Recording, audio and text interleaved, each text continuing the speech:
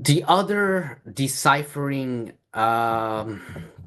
key, or should I call it deciphering key, or it answers something. So the other huge answer is obviously Al-Fatiha, and something that we know, right? So the 6th to 7th verse, Ihdina, so the word guidance. So we're looking for guidance. Guide us to the straight path, the path of those whom you have favored. You have favor, you have bestowed favor upon them. And the verse continues. And so this is, and the golden ratio, which is awesome. Yeah, the 6 to 118.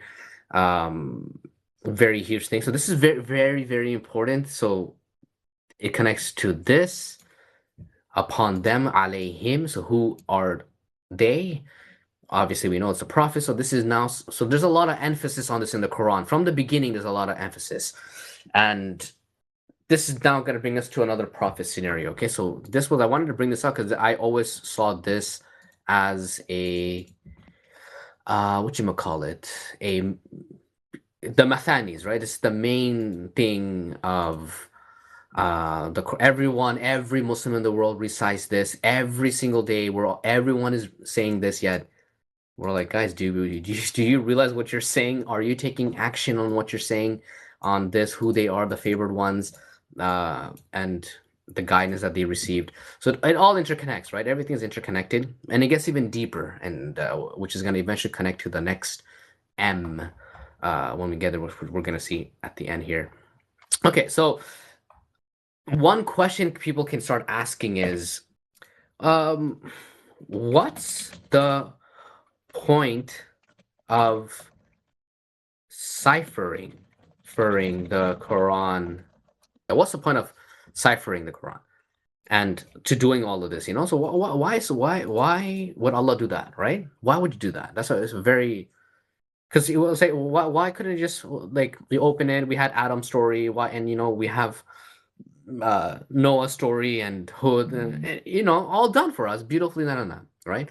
It's a very simple question. We kind of saw this logic in the beginning, level one, but now that we have the answer, it's done, and we have to find the books, and it's already all there, so the main ones out online. But someone could say still, so what's the point of ciphering like this? And interestingly, this exact question that I just said, this right here, is exactly what they say in 74:31, right? You know what I'm saying, right, Ismet? So Yeah. they say those. Let's just go. I'm not gonna copy that entire thing. Let's just get this point number 5. So what did Allah mean by this similitude? What does Allah mean by this example? What's the point of? So I used a more different way of saying this word here. But it almost means the same thing. But look what Allah says, right? He sends astray whomever He wills, and He guides whomever He wills, right? So this is super interesting. And the question now, we have a scene like this in the Quran. We have a scene with Sulaiman. Mm-hmm. Okay, so in Surah 27:41, okay, and I'm gonna show you something super interesting. And look, what happens here. So in Surah 27:41, these are not, you don't have to know these verses, so that's why I'm not highlighting them, but it's very important to notice this. So the verse 40, he asks the jinns who can bring me her throne, right? Mm-hmm. And one of them says, I can bring it before you stand. The other one says, I'll bring it in a blink of an eye. Boom, he brings it in front of him. And let's actually quickly see that. It's really cool. It's really, really, we're not going to see the entire, we'll see this, what he says. So, and when the throne was, فَلَمَّا رَآهُ, so when he saw it, the throne, مُسْتَقَرًّا عِنْدَهُ, so in front of him, he said, هَذَا مِنْ فَضْلِ رَبِّي, this is from the surplus of my Lord. لِيَبَلُوَنِي, he is testing me, or putting me into a trial. Ashkur, if I am either appreciative, akfur, or I am a disbeliever. And whoever is shakar, whoever is appreciative, فَإِنَّمَا يَشْكُرُ لِنَفْسِهِ, and then he is only appreciative for his own self. وَمَنْ كَفَرْ فَإِنَّ رَبِّي غَنِيٌّ كَرِيمٌ, and whoever is a disbeliever, whoever has disbelieved, then indeed my Lord is the most rich, the most honorable. Okay, and so that's a very interesting analysis. And then the next verse comes. He says, Sulaiman, to the jinns, nakiru. So this interesting word, he says something, right? He's so nakiru laha arshaha. So disguise, nice, transform, like a cipher. You know what I mean? Yeah. Like changing the positions, change it, change her throne. Basically, change it. He's QTCing her Yeah. throne, Interesting. Yeah. right? He said, but look why he does it. Why is he doing this? Then he says, why? We will see whether she will be rightly guided or she will be of those who are not rightly guided. He doesn't say astray like Allah says here, but it means the same thing Hmm. almost, right? So it's very interesting. So in other words, the concept of QTCing, ciphering this and this, changing certain stuff around it, and the question is to you is, do you remember what how does he change it? How does he disguise it? Do you remember what he does to her throne? No. So when she comes to the throne, he Hmm? asks her, "Is this your throne?" She says, "It looks like it." So Yeah. the outside looks normal, Okay. right? So her throne from the outside looks like it's fine. So like it's like you open the Quran, it looks like a Yeah. book, right? It looks Yeah. fine. Like, I don't see anything wrong. But when she went inside her throne, Yeah. there was supposed to be water inside, but it's not water, right? It's glass and crystal. It's made with they changed the water into crystal Okay.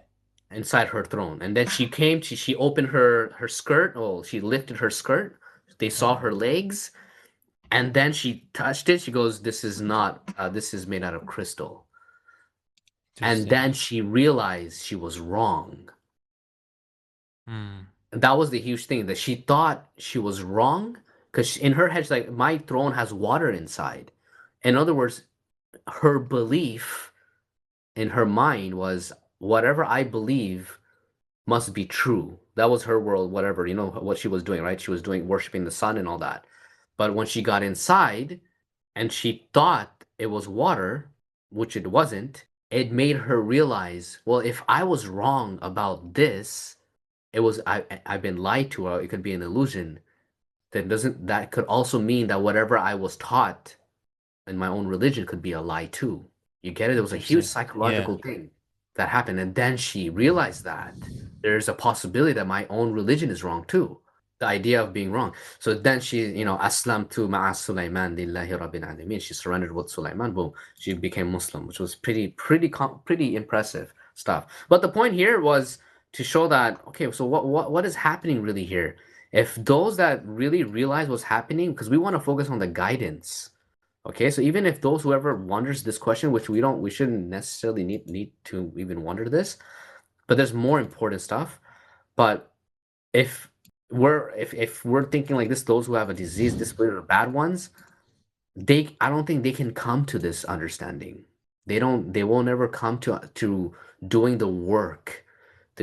Basically, Allah wants to see us research and find the answer in order to be guided.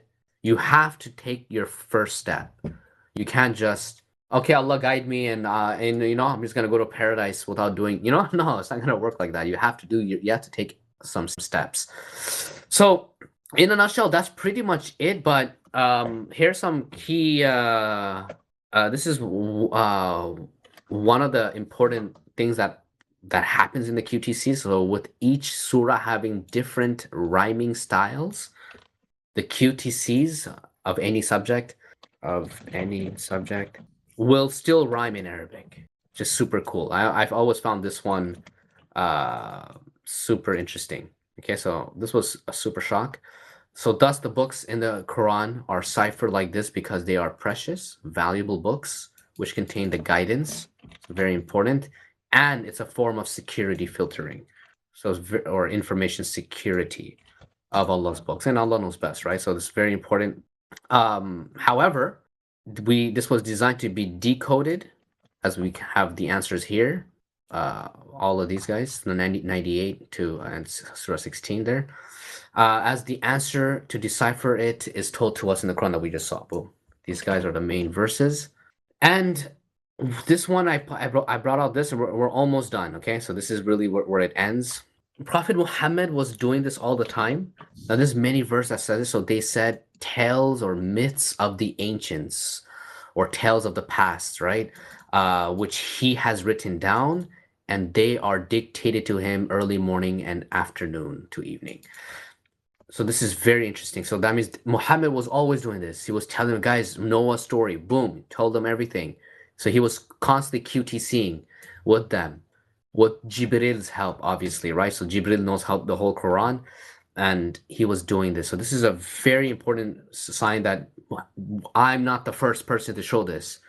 Prophet Muhammad was already doing this, but I think he was way too advanced for his people. I don't think they even realize how complicated it is what he was doing. It may have seemed so natural, right? The story, but we have it in a very complex way. So just want to bring this one out. This is an interesting. Let's write Prophet Muhammad was QTCing. It's an interesting thing. And there's many verses, right, like this, right? And this is the final thing that I'm gonna bring out, and it also connects back to like this. What's the point of this? The point of ciphering, and points. And slash objective. Okay, it's very important. So the objective. So it's kind of different from this question, really, when you really think about it. But you can somewhat connect it to this, and we're focusing on the guidance part and the objective. Okay, so here's the objective. Here we go. And the final point here. So the objective was this was the plan since the Grandmaster plan. What does that mean? Do you understand what I'm trying to say here, Ismet, on this? The story of Adam, Satan, E- angels. Yeah. Exactly. So this was the plan. So in these verses 20, 30 to 31, so Allah plans for a Khalifa on earth, right? So we have that, and then the angels debate, and then there's Allah teaches Adam all the names, and they should be, and these are of the prophets. Okay, so the ones that are to come. So they have to come. We're gonna see the grammar of some of this grammar stuff here. Okay, so we're not gonna, what this part is, right? He taught Adam all the names, right? So Yeah. this, and these are of the prophets that's being mentioned, and we're gonna see the grammar that proves it. But after he fails, so he knows who's coming. So he's this, and then this comes into play. Okay, so, and he said Allah both go down from it altogether, so including Satan. Now some of you are enemies to others, but if ever there should surely come to you guidance from me. So this is what Allah has planned since the beginning. Okay, so it's guidance from me. Then whoever closely followed my guidance, which is Surah 6, verse 89 to 90, which is the prophets, the books, and all that, then he will not go astray nor become wretched, unhappy, miserable, distress. And we said, go down, descend from it, from paradise altogether, almost the same thing. But then, if ever there should surely come to you, it's almost the exact same thing, guidance from me, and whoever followed my guidance, so almost exactly same thing, no fear will be upon them, nor will they grieve. But in Allah explain, in this is where it becomes obviously more clear, and it proves what I've been saying this whole time. And for those who have disbelieved and denied and cry light to our signs. So here's the proof that this is Allah's books. Those are the companions of the fire. They will be in it immortally. Morally, and whoever turned away from my remembrance, dhikr. So this is an important word now Allah uses. We're gonna make this yellow. Indeed, for him is a narrowness, straight and confined livelihood, and we will gather him, assemble him, reassemble him on the day of resurrection blind. So it's a pretty deep thing, and we're gonna actually bring this out. This shouldn't be here anymore. It's gonna be in this area. And that's it, man. I think we touched every single major point here. There's a lot of stuff, man. So the objective, This was actually very important. So since the beginning, Allah wanted this to happen. This was going to happen. It obviously Allah's guidance was very easy from the beginning, right? Noah, prophet, boom, clear the books, Hud, Saleh, Abraham, all the um all the way to Muhammad. There was always a very it was well, easy is a understatement here, but it's not like how we have it today, right? We don't have a problem. We have the Quran right there, and the guidance is there. Allah has fulfilled his promise, and we have to pretty much apply this. So now this is the final little secret here of the Quran. So we were pretty much done